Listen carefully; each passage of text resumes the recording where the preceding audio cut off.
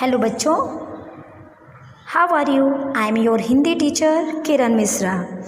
जैसा कि आपको पता है, हम lesson number 6 doctor Vikram Sarabhai पढ़ रहे हैं और आपको प्रीवियस वीडियो के ज़रिए पता चला है कि डॉक्टर विक्रम साराभाई एक बहुत बड़े वैज्ञानिक हुए हैं जिन्होंने विज्ञान, प्रौद्योगिकी, शिक्षा, उद्योग, वाणिज्य, व्यवसाय, प्रबंध आदि क्षेत्रों में देश की प्रगति के लिए उल्लेखनीय कार्य किया है और ये कठिन से कठिन परिश्रम करते हुए हर क्षेत्र में सफलता प्राप्त करी है। तो आइए जानते हैं उन्होंने आगे बढ़ने के लिए, सफलता प्राप्त करने के लिए आगे कौन कौन सी शिक्षा प्राप्त करी, किन किन क्षेत्रों से गुजरे। उन्होंने मैट्रिक की परीक्षा सन 1934 में पास की। मैट्रिक की परीक्षा आज जो हम 10th स्टैंडर्ड जानते हैं, तो उन्होंने 1934 में मैट्रिक की परीक्षा पास की। सन 1934 से 36 में गुजरात कॉलेज अहमदाबाद से इंटर की पढ़ाई की। जब उन्होंने मैट्रिक की परीक्षा पास कर ली तो आगे की शिक्षा के लिए 1937 तक वो गुजरात के कॉलेज अहमदाबाद से इंटर की पढ़ाई की। जो आज 12वीं क्लास बोला जाता है वो इंटर बोला जाता है। सन 1937 में इंग्लैंड चले गए।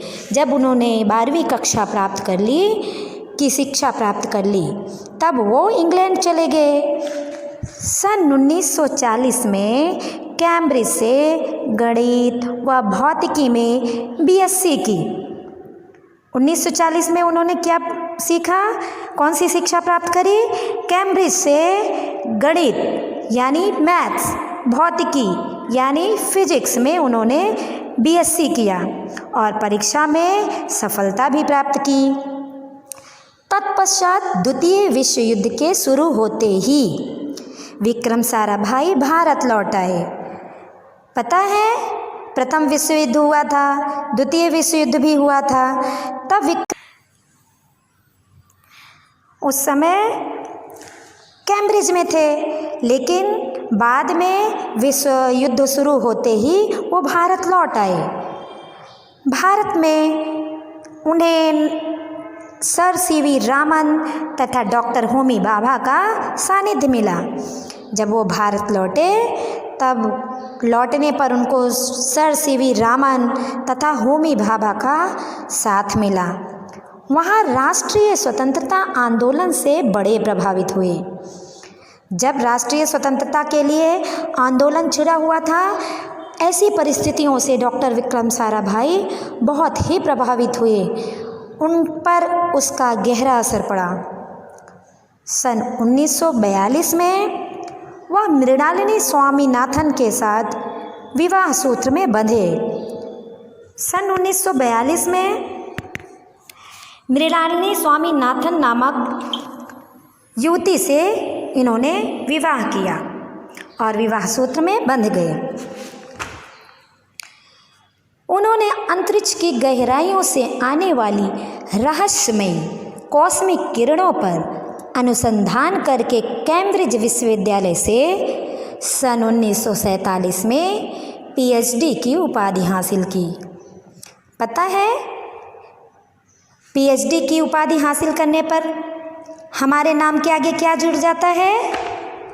डॉक्टर विक्रम साराभाई डॉक्टर तो थे नहीं, लेकिन आगे डॉक्टर लगा हुआ है ना।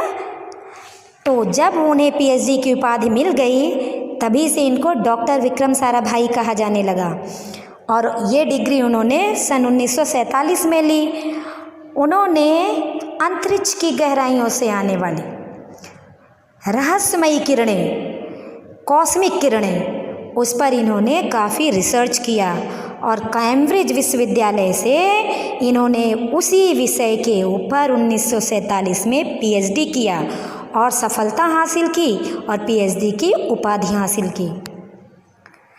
ब्रह्मांड तथा सौरमंडल के कई जटिल प्रश्नों का प्रायोगिक हल निकालने का श्रेय डॉक्टर विक्रम साराभाई को प्राप्त है। बच्चों, ब्रह्मांड सौरमंडल, इससे जुड़े ना जाने कितने कठिन सवाल थे जो उस समय किसी को नहीं समझ में आता था। ऐसे जटिल प्रश्नों के ऊपर इन्होंने काफ़ी रिसर्च किया, प्रयोग किया और उसका हल भी निकाला और तरह तरह की जानकारी पूरी दुनिया को दी। इस प्रकार जटिल प्रश्नों का प्रायोगिक हल निकालने का श्रेय किसको प्राप्त है? डॉक्टर विक्रम साराभाई को। यह उन्हीं का सुझाव था कि कॉस्मिक किरणों पर प्रयोग के लिए हिमालय की ऊंची चोटियां सर्वाधिक उपयुक्त व अनुकूल होंगी। सभी कॉस्मिक किरणों के लिए जितने भी वैज्ञानिक उस समय में थे बहुत रिसर्च करते थे, बहुत प्रयोग करते थे तरह तरह के, लेकिन इन्होंने जब खुद प्रयोग किया कॉस्मिक किरणों के बारे में और जगह जगह गए, हर जगह गए और अपना अनुभव लिया, तब इन्होंने उस समय सभी वैज्ञानिकों को, पूरी दुनिया को ये समझाया कि कॉस्मिक किरणों पर प्रयोग के लिए हिमालय की ऊंची चोटियां सर्वाधिक उपयुक्त और अनुकूल होंगी, क्योंकि कॉस्मिक किरणों का प्रयोग वहाँ पर करने पर सब सही रूप से जानकारी प्राप्त होगी और सफलता भी मिलेगी। इसलिए भारत सरकार ने गुलमर्ग में वैज्ञानिक उपकरणों से लैस एक प्रयोगशाला स्थापित की।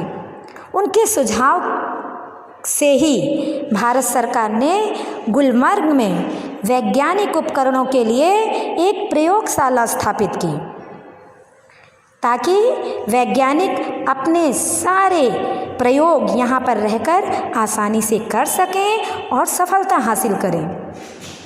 डॉक्टर विक्रम साराभाई के निजी प्रयासों से सन 1947 में भौतिक अनुसंधान प्रयोगशाला अहमदाबाद में स्थापित हुई। डॉक्टर विक्रम साराभाई के निजी प्रयासों से, यानी किसी का सपोर्ट नहीं था, किसी की सहायता नहीं थी, उन्होंने खुद प्रयास किया। तो सन 1947 में भौतिक अनुसंधान प्रयोगशाला कहाँ पर स्थापित हुई? अहमदाबाद, अपने गुजरात में, जिससे वो आजन्म संबद्ध रहे। इसी प्रयोगशाला से वे जब तक हमारे बीच रहे तब तक वो उसी से जुड़े रहे। साथ ही उन्होंने देश में वस्त्र उद्योग की तकनीकी समस्याओं के हल निकालने के उद्देश्य से अहमदाबाद में ही टेक्सटाइल इंडस्ट्रीज रिसर्च एसोसिएशन की आधारशिला रखी। उन्होंने प्रयोगशाला अहमदाबाद में स्थापित कराई। साथ ही साथ वस्त्र उद्योग के लिए भी, अपने कपड़ों के लिए तकनीकी समस्याओं के हल निकालने के उद्देश्य से, उस समय कपड़े बन रहे थे, उसकी क्वालिटी, उसकी गुणवत्ता अलग थी। अब उनके सुझाव से जो नया अहमदाबाद में टेक्सटाइल इंडस्ट्रीज रिसर्च एसोसिएशन की आधारशिला रखी गई, उसमें जो तकनीकी समस्याएं थी उसका भी हल उन्होंने निकाला। भौतिक और अनुसंधान प्रयोगशाला डॉक्टर विक्रम साराभाई परमाणु शक्ति, अंतरिक्ष विकिरण, सूर्य, ग्रह, तारा, प्लाज्मा, भौतिकी और खगोल पर वह कार्य करते रहे। भौतिक अनुसंधान प्रयोगशाला में डॉक्टर विक्रम साराभाई ने परमाणु शक्ति पर भी, अंतरिक्ष यानी अंतरिक्ष से जुड़े हुए जितनी भी जानकारियाँ होती थी, अंतरिक्ष विकिरण, सूर्य के बारे में, ग्रहों के बारे में, तारों के बारे में, प्लाज्मा, भौतिकी और खगोल पर वो कार्य करते रहे। यानी भूगोल से संबंधित, भौतिकी से संबंधित, अंतरिक्ष से संबंधित, ग्रहों से, नक्षत्रों से संबंधित जितनी भी जानकारियाँ उनको प्राप्त करनी थी वो भौतिक अनुसंधान प्रयोगशाला के जरिए वो प्राप्त करते रहे और दुनिया को उन्नति के मार्ग पर आगे बढ़ाते रहे। तो जाना बच्चों, ऐसे थे हमारे विक्रम साराभाई, जिनके निजी प्रयासों से आज हमारी ज़िंदगी आसान हो गई है। हम घर बैठे तरह तरह के चीज़ों का लाभ उठा रहे हैं, तरह तरह की तकनीकी की सुविधाओं का लाभ उठा रहे हैं। धन्यवाद।